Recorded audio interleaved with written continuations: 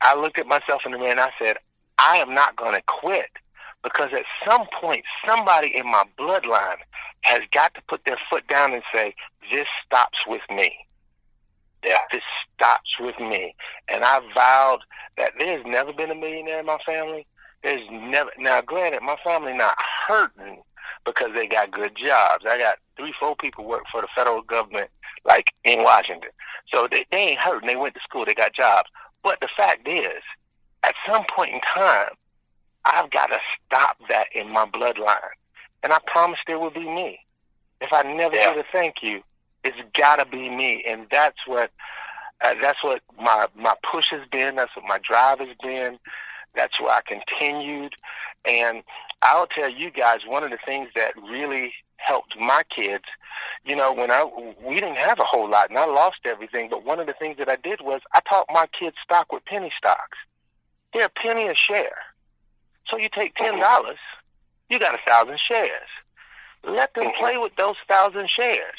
And one of the things I made the deals with my older kids that I didn't do with my younger kids now, because they got their own little businesses going on. I'm trying to keep them to say, y'all better say something for taxes or something. But one of the things that I taught them is, if you want these Jordans over here, you can get them. The only thing I ask is that the money that you make, you need to invest it, and you buy the Jordans with the interest or the profit you make off the money you invested.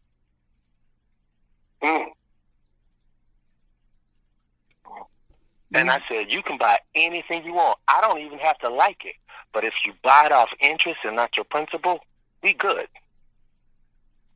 Man, that's teaching right there, man. That's powerful. That's good. And even I don't know how we got it. I also got all this information prison. I don't know how we got the finances. I offer encouragement, but I'm liking this.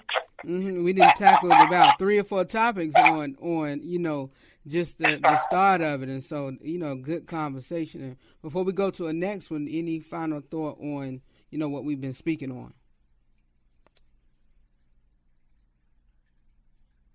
Like I said, I would just say, man, encourage. You know, I would say educate about sex, but don't encourage sex. Encourage in other areas. That's all I would say. Yeah, I definitely go with that. I believe that if we don't teach, and somebody mentioned it before, these kids now are on websites in elementary school. Yeah. If they don't hear about it from the parents, if they don't have the guidelines, if we're not talking about it, because I'm 48, my mom still ain't had to talk with me. She's hit now. It's too late. I got 4 kids. But I talked to my daughters very early, and what I told them point blank was, look, I'm here to give you what will happen if you make the choices. My job is not to make choices for you. My job is to teach you how to make good ones. So my daughters felt comfortable coming to me when they had questions. When my daughter wanted to have sex with my oldest daughter, when she wanted to have sex for the first time, she came to me. She came to me. And I put it out with her. I said, now look, here's the facts. If you choose to have sex with this fella, you don't get another first time. For the rest of your life, he's going to be your first. Do you like him that much? To be your first forever?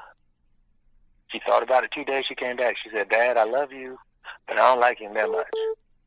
And that was the end of that conversation. I didn't make the choice for her. But the truth is, and you hit the nail on the head, it's education. There's never been anything that they've asked me. Now, granted, I don't say go into detail at 3 years old. That's irresponsible. But one of the things my grandmother said is, answer the question like the question was asked. Don't give any more information than that. And as long as they know they can come to us to get their questions asked, they'll stop asking questions at school. Yeah. And you have to ask questions, especially now because, again, you're 48. I don't know how the other brothers are. I'm 52. Back in our age, or maybe a little earlier, it was almost unladylike for certain women or for young ladies to cross certain lines. You didn't ask the guy out; that guy asked you out. You didn't pursue the guy. You sit back and you were a lady till that guy pursued you. Now these girls are being taught to be so aggressive at young ages that if you don't check on them and be like, hey, what you doing? Because I remember, and this was some years ago, a young lady, not a young lady, but she was a little older than me, but her son was invited to a rainbow party at 6th grade. And I asked her, I said, did you let him go? She said, yeah, I kind of figured it was harmless.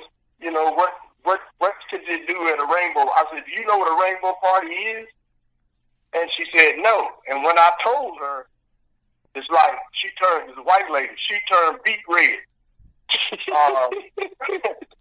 I said, you better start asking questions, for your son about, what he's doing, with the friends he's hanging with, what, how sexually involved he is and all. Because I guarantee you she didn't know that he was the only guy at that party. Right. Rainbow party, man, if any of you guys don't know, that's where the girls put the different shades of lipstick on. Wow. Mm-hmm. Yeah. And so, and we have to ask questions, especially in today's time, with these kids, or if you're blessed enough to have grandkids. And so, I grabbed mine, man. I grabbed him. I said, hey, come here. Let's talk. Let's pop. Look, we going to talk. And I don't go into deep conversations with them, but I let them know that I know. And so you ain't slick when you pulling nothing over on me. And I can just look at you and tell by your attitude, how you walk, and everything else, what you got going on. So we got to ask questions, and we got to educate. So like you said, if you don't, then that tablet or that cell phone is going to teach you a whole lot of stuff. You're right. We're going to segue over to the topic on relationship. And this question stemmed from a post I had put up. And J. Gwynn James, him and another a friend of mine's on my post that it was a long dialogue or whatever, and it was going back and forth about why we choose women of other race over women of our own race, and it kind of gotten heated. And I wish she was on here, and so we'll probably discuss it again when he get on here. But what would be your thought on why we as black men choose women of other races than our own? Well, I guess I can't be in this conversation because I never have. Right. who anybody can touch on this? Brother, you can tell us. I can. I've never been in a relationship with none other than black women. Mm-hmm. Put it like that. Right. Gotcha. Well, I don't know. I mean, in a way, that's kind of like like when you're younger, how something's embedded into your head. Like, I hate to bring this up, but like my grandma always told me, like, if she can't use your comb, don't bring her home. Mm-hmm.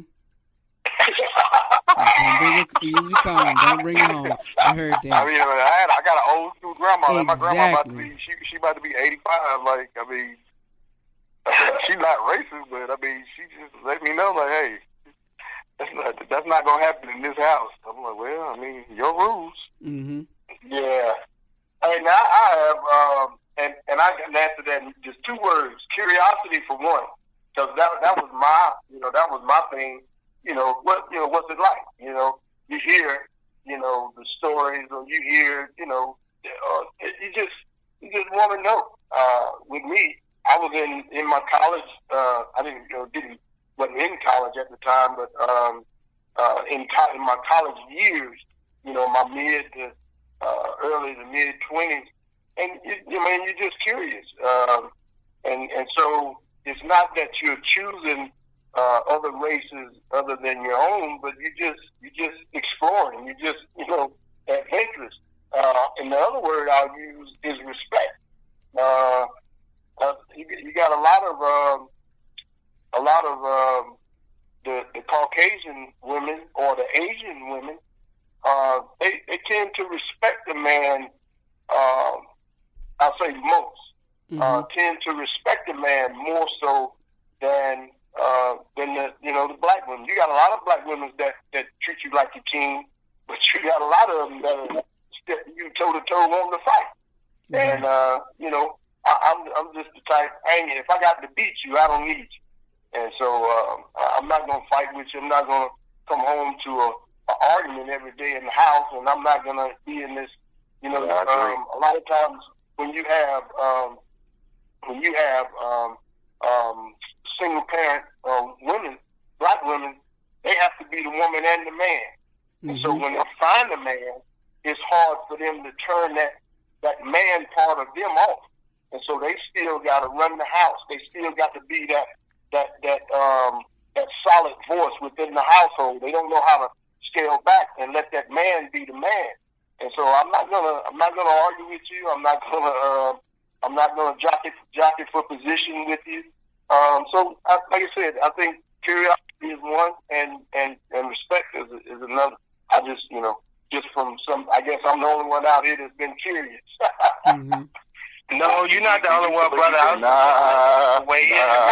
You believe that sometimes that some, I'm not gonna say all, but some black women are more confrontational. Yeah. You're right. I mean, you still going on that? I ain't gonna cut you off. I ain't know if you was done. Oh no, go ahead. You just. No, I was gonna. I mean, like, I never really. I'm mixed. You know what I'm saying? So black and Islanders, Puerto Ricans, whatever. That's always been my bloodline to go to. And everybody got their own swag, if you want to say. Some like a little spunk, a little spark or whatever. Somebody that can stand up for themselves. But one thing I can really say is, like, me personally, I like a woman with some class in them. You know what I'm saying? So you don't mind saying, 75% classy, 25% hood, if you want to say. But you got a lot of these black women that are straight up hood, straight up ghetto. You know what I mean? Like, if I don't care how fine you are. If I go to the store, and I've seen it plenty, and I know y'all have too, and I see you looking like you just stepped out of the salon looking bad as hell, and your kids is looking terrible, grape soda stood on them, shoes on the wrong foot, like that attitude, like you said, that always arguing with you like a man. A woman does too, but a man, we go out here in this world every day as a black man facing the issues we got to go to work, make this little 9-to-5 money, we come home. The last thing we want to do is deal with an argument or some kind of confrontation because her little girlfriend's done got on her head or whatever the case is, and we just trying to bring home the bacon. That's the main reason why when most women that's fine don't understand what a dude cheated on them with a chick that was uglier than them. Well, that chick was easier to go to. Not saying it's right to cheat, but it's easier to go to the, that shoulder to cry on for a moment or whatever, to really understand what you're going through. Because you can have a friend right now and tell her everything. You can date her later and go to tell her the same stuff you was telling her before, and now she's looking at you funny. Just like I thought we was friends. I thought we was, having this communication or whatever the case. So to me, I just feel like not all, but a lot of black women, though, like my man said earlier, the confrontation or the argument, if they're, it's like they don't want to back down. Like, they got to prove that they got some balls. It's like, I got the dick on me. Right. You know what I mean? And I'm not saying I can't respect your queenage. I can respect you as a woman, and it's not saying know your place, but it's like it's one man in the house, it's one woman in the house. You guard each other, you hold each other down, and you just don't see a lot of that. You get all these want to turn up and like they care about themselves. I mean, look at Mother's Day and Father's Day, for instance. Mother's Day for all the women, you got sales, this jewelry, this, da da da da. Father's Day come around, it's like, shit, I got a new grill last year, but that tie look kind of nice. Like, it's just the man in general, to me, it's just we don't get the credit that we deserve as men, because majority of the world, as a black man, look at you as a deadbeat anyway. So then the woman looks at us the way the world looks at us sometimes. So, and that's just my thought sometimes. I just think some women just a little too hood. They're not all, like I said, but just a lot of black women. So you see a white lady over here that, hey, Becky might got some good credit. Becky don't, she might drink on the weekends or whatever the case, but you just feel like it's a little bit more of a safe zone to date and actually get yourself to a higher level than it'll be from a chick